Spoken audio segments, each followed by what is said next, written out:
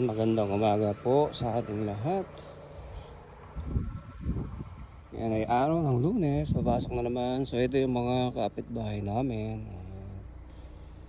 Yan, yung mga Pilipino rin. So medyo pangit po ang panahon ngayon. Medyo naulan-ulan. Yan. Ay. Tuwing Lunes, dito pa sa aking trabaho, dahil ako isang housekeeper sa isang apartment, ay pag Lunes naglilinis ako ng building. So yung nililinis ko pong building ay tuwing Lunes ay 16th floor po, yung taas. Ayun ay kaya ko pong linisin ng isang araw kasi bagong renovate naman. So maganda yung carpet, vacuum lang at punas ng salamin, mga pinto, linis ng mga laundry. Every floor po meron siyang laundry. Hindi po kagaya ng ibang property, sa ilalim lang yung laundry. So papunta po ako ngayon doon sa property na yun para linisin.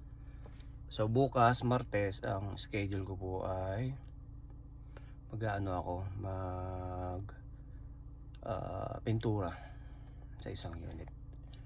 So yan po, samahan niyo po ako at papakita ko sa inyo. Yan, medyo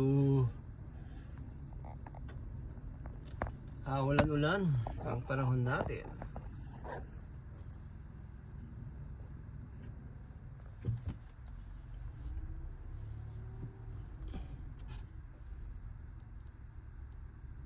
Okay.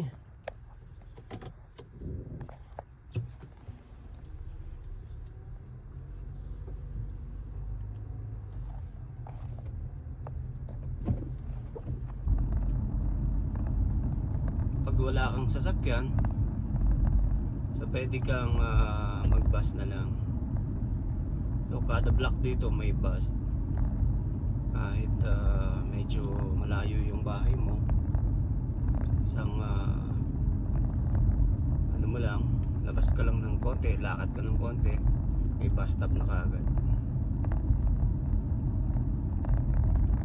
At dito rin po maraming school, hindi katulad ng sa atin, isang elementary school, minsan walang high school. Dito po kompleto, lalo na sa simula pre-K hanggang elementary, K to 12. So dito po hindi lang isa, hindi lang dalawa, madami para sa isang probinsya.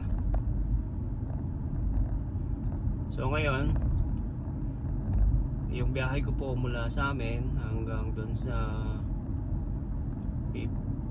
lilinisin nating building ay 15 minutes lang ang biyahe. So malapit lang. Doon naman sa isa tuwing Martes, pero ngayon bukas hindi ko siya lilinisin, ay 1 minuto lang. So malapit lang sa amin yung isang property na naka-assign sa akin.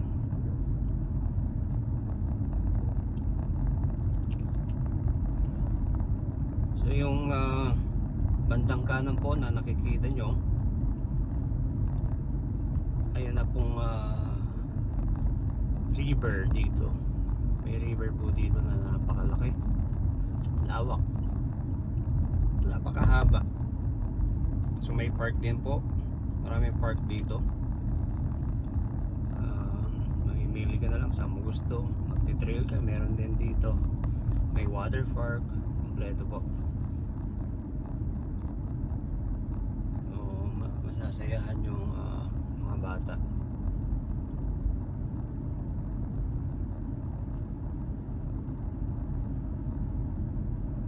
Yan, yung mga nakikita nyo pong naglalakad yan, nagbabas yung mga yan.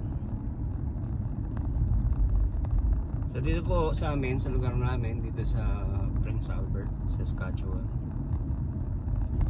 Medyo mahirap po pag wala kang sasakyan kasi napakahaba po ng winter dito. Magsisimula ng November hanggang April, so halos 6 months yata yun, diretso ang snow. So mas maganda talaga may sarili kang sasakyan, at kung maaari ang sasakyan mo ay USB o SUV pala. Baligtad, pasensya na po, nauutal. Kasi pag kotse lang dito, mababalahura ka lang, at ayun. At pag may SUV ka, kahit medyo mataas yung snow, ay makakabiyahe ka pa rin. Kasi po dito hindi biro yung snow eh, taas talaga. So yan po yung nakikita nyong building sa kanan, yung pangalawa. Diyan po ako maglilinis ngayon. Titingnan po natin.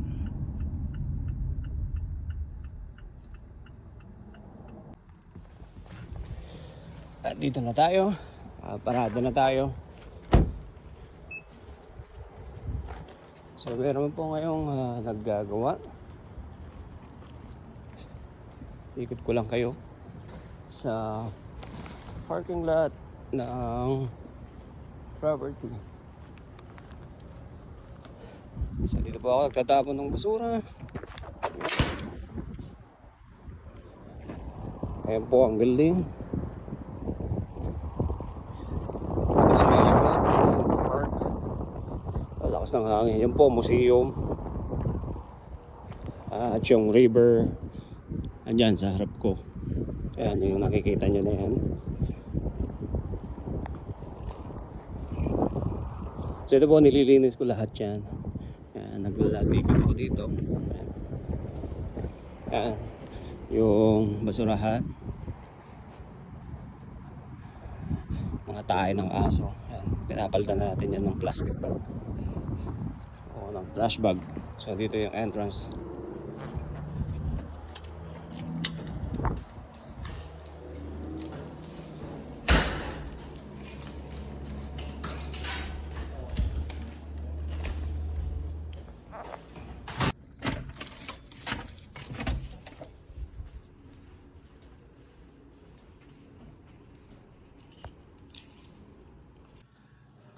Sisimulan ko na po maglinis ng building. Start ko ako ng duty 8:30 hanggang 5 ng hapon. So ito po naka-schedule sa akin ng 1 day, pero tinatapos po natin ng mas maaga para maumpisahan pa natin yung mga unit na naka-schedule sa atin na paint at saka clean. So sayang po yung oras eh. Kaya naman natin eh. So yun po, maglilinis muna po ako ng building at mamaya po ulit. So yun po, nililisin natin itong pinto para wala yung mga marka ng kamay at kung alala pang dumi. So nililinis po natin itong mga paligid yan, katulad nito. Yan. Tanggalin natin ito, makalat. Pinawalisan po natin itong palibot ng building para hindi masakit sa mata. At dito tayo ngayon sa isang unit dito sa may second floor. Problema dito, okay naman tong unit eh. So natapos na natin to ng Friday. Paint na natin, na-clean na natin. So ngayon yung amoy, kasi smoker yung tumira dati dito, yung amoy na iwan pa rin. So gagawin natin, ulitin natin yung paint, lagyan natin ng primer kung sakaling mawawala yung amoy, at sana mawala. Kasi medyo malakas yung amoy ng sigarilyo. Kumapit na sa pader. So ganito lang ginagawa ko. Pag yung amoy ay amoy sigarilyo, may usok. So lalagyan natin ng primer yung wall. Yan. So para medyo mabawasan. At lagyan natin ng air freshener. Buksan natin yung aircon. Yun. At tatanggalin natin yung mga kurtina na yan kasi kumapit na rin yung usok ng sigarilyo dyan. At ayun, umpisahin ko muna. Tapos yung carpet natin dito ay okay naman. Hindi naman siya palitin pero kailangan lang itong i-shampoo. I-steam nila para mawala din yung amoy at yung mga stain at yun yung mga mark ng mga furniture. Yan. Kasi mga ano yan may mga kama, mga gamit. At yun, tatanggalin yung mga stain na yan. Pag kinarpet clean naman to matatanggal yan. Yan. Yan. So dito, pag nalinis na to, at nawala yung amoy, napidrahan na, okay na lahat. So ready for moving na. Eto, tapos na tayo. Nagawa natin ng paraan. Tanggal natin yung amoy ng sigarilyo na kumapit sa pader at sa mga appliances. Yan, so okay na itong oven natin, mga cabinet. Yan, mga cupboard. Okay na yan. Wala na rin amoy. Tanggal na natin yung fridge natin. Yan. Yan. Nalinis na rin natin yung yung living at dining area. Yan. So yung carpet medyo may amoy pa ng konti pero pag nalinisan na yan ng na shampoo na, mawawala na yung amoy. So ngayon, kumpara sa dati, okay na. Ito yung CR natin. Yan. So sulit na yung titira dito. Hindi na siya lugi sa kanyang ibabayad. Yan. So next naman natin yung sunod na apartment naman. So yun, ang gagawin ulit tulad ng dati, paint at saka clean. So ganito lang araw-araw ang ginagawa ko. So ayun.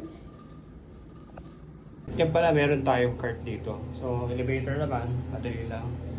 Akyat pa na kahit anong floor pa. Nandito na lahat yung mga gamit natin. Ang linis, pang pintura.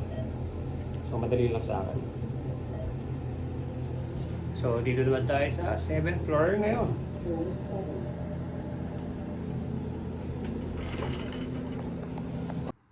Yeah, dito tayo. Ito yung hallway. Yan.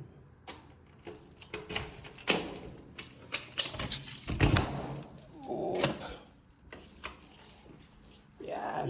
Dito naman tayo ngayon.